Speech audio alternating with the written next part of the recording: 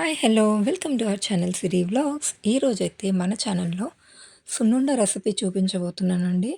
ఇదేంటంటే నేను పిండితో చేస్తున్నా. అంటే నేను దోస మిక్స్ కోసం ఆల్రెడీ పిండి పట్టించేసానండి మినుములు. అది కూడా పొట్టుతో సహా అనమాట. అయితే ఇంకెందుకు ఈ పిండి ఎక్స్ట్రా వేస్ట్ చేసేయడం అని చెప్పేసి ఆలోచిస్తుంటే ఇంకా సున్నుండలు చేద్దాంలే అని చెప్పేసి ఈరోజైతే చేస్తున్నా. దానికోసం ముందైతే ఆ పిండిని నేను కొంచెం జల్లిచ్చాను. ఎందుకంటే బయట పట్టించాను కదా! అందులో ఏమైనా ఉంటాయేమో అని చెప్పి. సో, అది పిండి అయితే బాగా మనం ఫ్రై చేసుకోవాలండి. ఎందుకంటే పచ్చి మినుములు ఆడిచ్చాను నేను.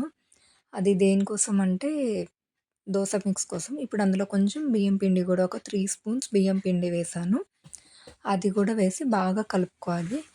కలిపి బాగా ఫ్రై చేస్తూ ఉండాలి. కంటిన్యూయస్‌గా ఫ్రై చేస్తూనే ఉండాలి. ఒక 10 మినిట్స్ వరకు కూడా. పిండి కాబట్టి చాలా ఫాస్ట్‌గా మాడిపోతుంది. అందులో కొంచెం నెయ్యి కూడా నేను యాడ్ చేశాను కదా! నెయ్యి కూడా వేసి బాగా ఫ్రై చేసుకుంటే ఏంటంటే, పిండి అప్పుడు మనకి పచ్చిగా ఉండదనమాట. సేమ్ మనం మినుముల్ని ఫ్రై చేసి ఎలా అయితే సున్నుండలు చేస్తామో ఇది కూడా యాజ్ ఇట్ ఈస్‌గా అలానే ఉంటది. ఒకవేళ మీ దగ్గర ఇలా పిండి కాకుండా మినుములతోనే చేసుకోవాలి అంటే, ఫస్ట్ మినుములు మీరు ఒక గ్లాసులా తీసుకొని, మీకెంత క్వాంటిటీలో కావాలంటే అంత క్వాంటిటీలో తీసుకొని, దాన్ని గూడా బాగా రోస్ట్ అయ్యే వరకు గూడా ఫ్రై చేసుకోవాలి. చేసుకున్న తర్వాత బాగా చల్లారిన తర్వాత మిక్సీలో పౌడర్ పట్టుకోండి అంతే. మిగతా ప్రాసెస్ అంతా సేమే ఉంటది.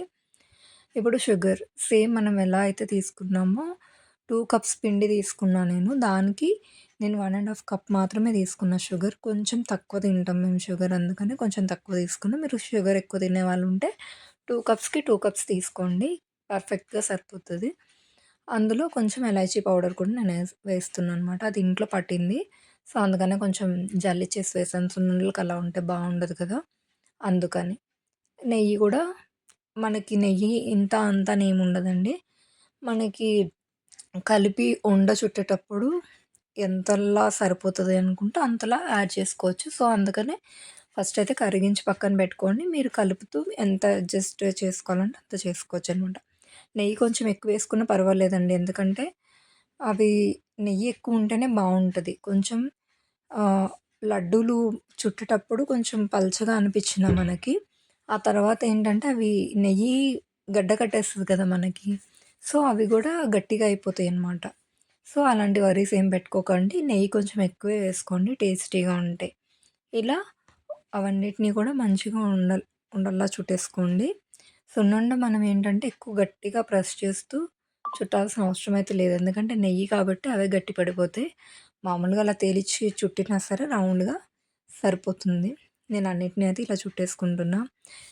మీకు ఇంకా మంచి మంచి రెసిపీస్ ఈ పండగ సీజన్‌లో వస్తాయండి. సో, నా ఛానల్‌ని సబ్స్క్రైబ్ చేసుకొని నా వీడియోస్ అన్నీ చూడండి. మీకు నచ్చితేనే లైక్ చేయండి. నచ్చకపోతే లైక్ చేయాల్సిన అవసరం కూడా లేదు. నా రెసిపీస్ అన్నీ కూడాను ఎలా ఉంటాయంటే నేచురల్‌గా ఉంటాయండి. ఇవి పొట్టుతో ఆడిచ్చిన పిండి కాబట్టి కొంచెం డార్క్‌గా ఉన్నాయి అంతే. టేస్ట్ మాత్రం అసలు సేమ్ యాజ్ ఇట్ ఈస్‌గా మనం స్వీట్ షాప్‌లో తెచ్చుకుంటే ఎలా ఉంటాయో అలానే ఉన్నాయి. ఇంకా అంతకంటే కొంచెం టేస్ట్ ఎక్కువే ఉంది గానీ తక్కువైతే లేదు. చాలా చాలా నచ్చాయి నాకైతే. చూడండి ఇప్పుడైతే నేనొకటి ఇరగ్గొట్టి గూడా చూపిస్తా మీకు ఎంత గట్టిగా అయ్యాయని. అంటే చుట్టేటప్పుడు పలుచగా అనిపిచ్చాయి గదా! చూడండి సేమ్ యాజ్ ఇట్ ఈజ్ మనం స్వీట్ షాప్‌లో తెచ్చుకుంటే ఎలా ఉంటాయో అలానే ఉన్నాయన్నమాట. అసలు ఒక్కసారయితే ట్రై చేయండి. నేను చెప్పిన మెజర్‌మెంట్స్‌తో ఎక్కువ హడావిడి కూడా ఏం లేదు కదా! చాలా సింపుల్‌గా ఉంది రెసిపీ.